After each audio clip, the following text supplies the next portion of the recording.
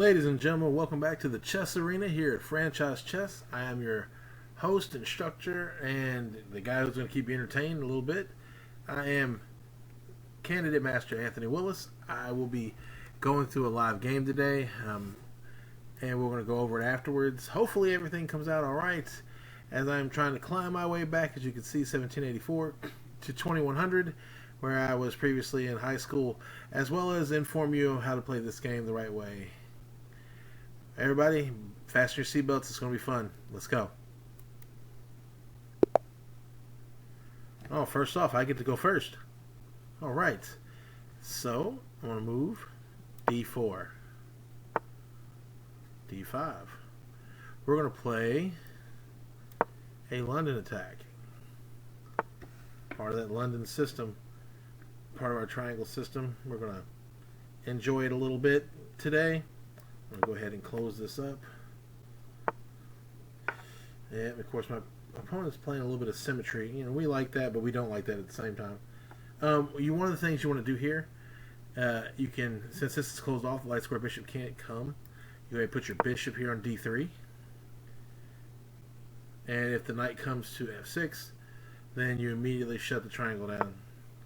Oh, he's going to play like a semi-terrace. That's a lot more advanced. The reason why I was talking to one of you all the other day about this, and when you play the semi-terrace, you got to be real careful because they're looking to destroy you early, to break down your triangle. And well, we'll just put it this way: if you're not paying attention, you can definitely get tore up really fast. And they move their knight behind it with f6. Okay, well, we have several options here. We can continue with our regular development, which would be knight to d2, or we can go to knight to f3. In this situation, one of my favorite things to do is knight to d2, just because it allows me a little bit more free range ability to do what I want to do. So we're going to start with that.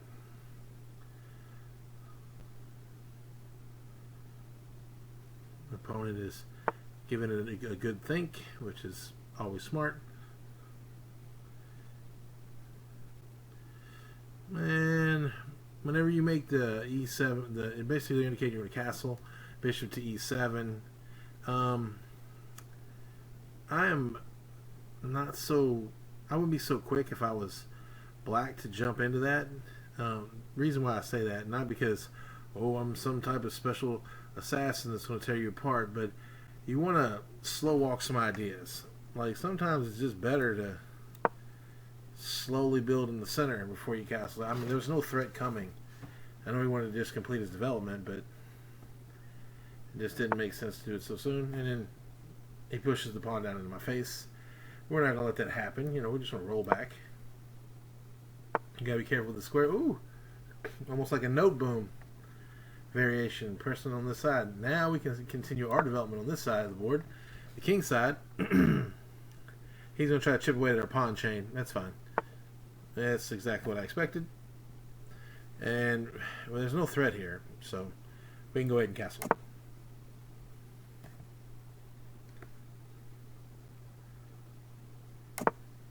And of course my opponent castles. He wants me to make the first move. He wants me to try to draw first blood, make the first mistake.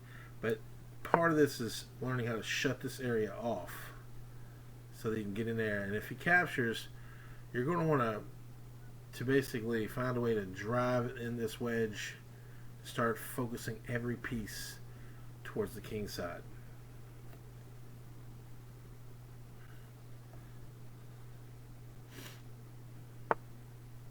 Yeah, queen to b6 is very common. You know, I think I played this with the Carol the other day. It's very common. It can evolve into this. It's just a straight up attack on the side of the board. But you have to know when to make your pawn breaks, and I'm going to make mine. We'll see what happens here. Who's going to strike first blood? He should capture probably on c3. At least give him something to think about. I've been talking a little bit too much. Need to focus a little more on the game. Running a little bit behind. Some of you all complain about the watermark. I'll get that fixed as soon as I figure out my Microsoft password and I can get the upgraded version. That will be off here. Okay. He wants to exchange. Basically saying, hey, we're going to tear up your structure. What do you think? I'll oblige because we want to kick this knight. And meanwhile, he's trying to eyeball at the king, but we have that pawn there. It's not a big deal. And he's going to draw his knight back, put more pressure on the e5 square. But that's when we capture as well. Now we have both of these working in the center. And yes, of course, he's going to try to solidify his pawn chain. Our triangle broken down. It's okay, because it did its job. That's what it was supposed to do. We're going to come here and continue to protect the e5 square. If he captures, we have the ability to recapture. Yes, we'll have an isolated pawn. He has two pawns together. But this is hanging. So, and we have to be careful with tactics. If it is hanging, you want to bring the queen all the way back and protect the knight. Otherwise, you end up opening it up. See, he's already protecting it. So, he sees it. Let's go ahead and stop him from advancing his pawn. Jam that in there one time. We don't want any laser beams on our king. No laser beams. Shut the queen down, shut the bishop down, all in one move. Not bad. Swinging the knight out, trying to use this outpost, trying to block in my bishop. But this is where I go for his bishop. And a check. So what's it to you? Because even if you jump into here and you go for my bishop, that's with tempo. I'll have time. Moves his rook all the way across. Slight inaccuracy there. Let's still go ahead and take it, or draw back. I'm gonna pin his knight to his queen. See what happens there. Where you at? Wake up, little Susie. Let's go. All this pressure. Oh, mating threat. Hoping to be able to hit my G2 square. But now I attack your knight. What are you going to do? Pull back? I mean, principle, sure. Yes, I have an isolated double pawn. And I have a pawn sitting way up here on e5. But here's what you missed. Boom, boom, boom, boom. Every move needs to have a double-edged sword to it. Now what?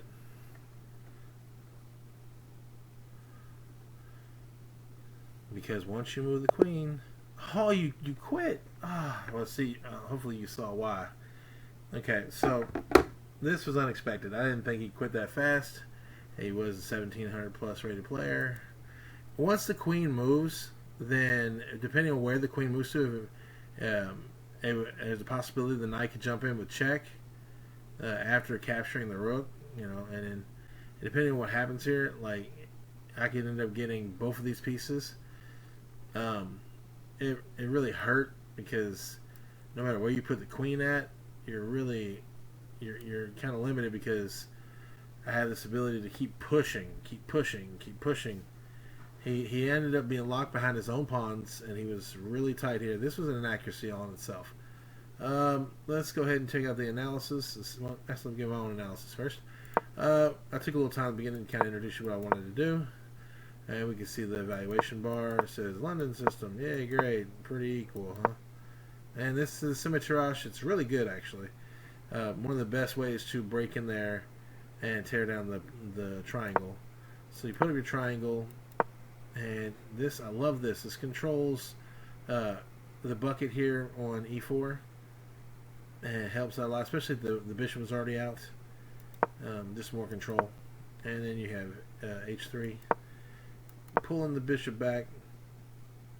Standard stuff. The no boom looks a little bit like this.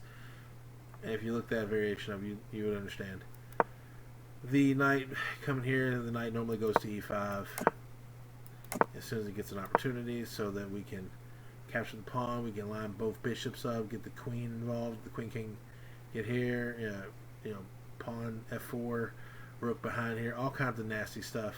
And it looked like a stone wall at one point, is what you want to hope to get to. not always, but this is what a critical move.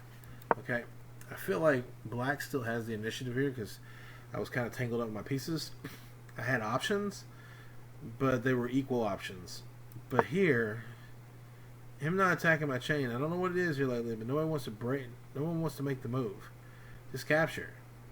I mean, sure, you're not giving up the file because when I recapture, you can take the file. What's the problem? I'm not understanding. This has been quite a bit lately with some of the higher rated players, and I'm not really convinced that they're really as high rated as they say. If I had to guess, this guy's rating really should be somewhere around 1600. I'm not going to say he's 1763. It just doesn't match up. Then the capture of the knight, which then gives me what I was looking for anyway. We said the double pawn, which is a little annoying. So we fix that real quick. Boom. Break his pawn chain down. Now, this looks like it's open, but this, I have more control over the light squares. He has one piece. And that was a part of the H3, keeping that bishop back up. And he can't get here. There's nothing supporting now without weakening the king. And the knight can't get here. So it's keeping this pawn on E5. Keeping the knight pushed back. And trying to maintain balance on my own side of the board. Or the queen side. Because that's where the danger is. And then trying to pick up a free pawn. Of course he says no. I don't know if that would have been the best way to handle it. I still would have captured. There's nothing wrong with capturing there. At least get the plan going. And then you could have centralized your queen. Because the knight could have come here without a bishop being able to capture. You could have pushed H6, stopping any of that stuff. The defense, he was trying to play on the one side of the board, but allowing me counterplay and ability to plug holes. And this I didn't really see as a bad move, but it's just a little slow. So whenever I pitched the option of being able to get the tempo by capturing the bishop, and the rook comes across, and there's the pin. Queen moves, but this is still got to come down. You want to push this, stopping me, basically getting the checkmate or free bishop. I'm not going to let that happen. And is this newbie class? Snatch. If he pushes, no, I said say he pushed here. If he pushed here, okay, we might have ourselves a problem, Houston. We might have a tiny bitty problem because there's mate sitting there, right? So is this check. Rook captures. Now you still got to deal with this line here, but we could, instead of doing any of that, if he pushed down, all I'd have to do, put the queen right here on G4, lining up mate this way, protecting mate on G2, and then next I'd slide the bishop in. If not the bishop here, capture. There was too much going on. He couldn't. That's the reason why he didn't push for D4. If anyone was thinking it. So that was an inaccuracy completely, because that allowed the pin that definitely sealed the end of the game. Let's see analysis. Fingers crossed. London isn't that bad. Come on, give me the 90s. I thought I didn't make that many mistakes. Come on. Game review. Oh. Everything wants you to pay for it. Okay. So no inaccuracies. No book move. What do you mean no book move? D4, bishop. Okay, because I didn't start with the knight. Whatever. Let's just see see how many frowny faces it gives me. Thumb, star, star. So this is okay, good, but there was better.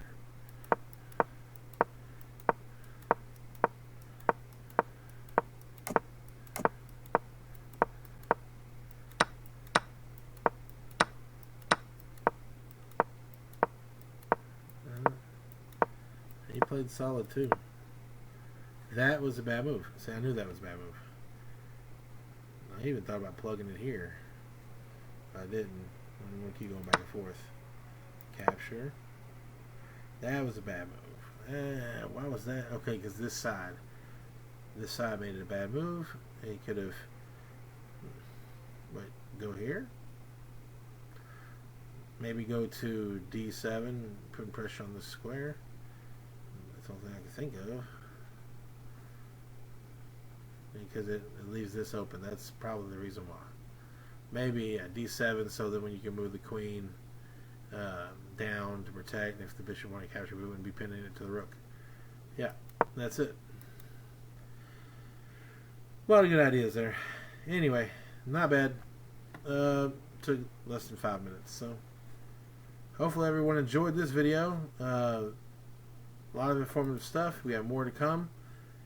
Thank you for watching the channel.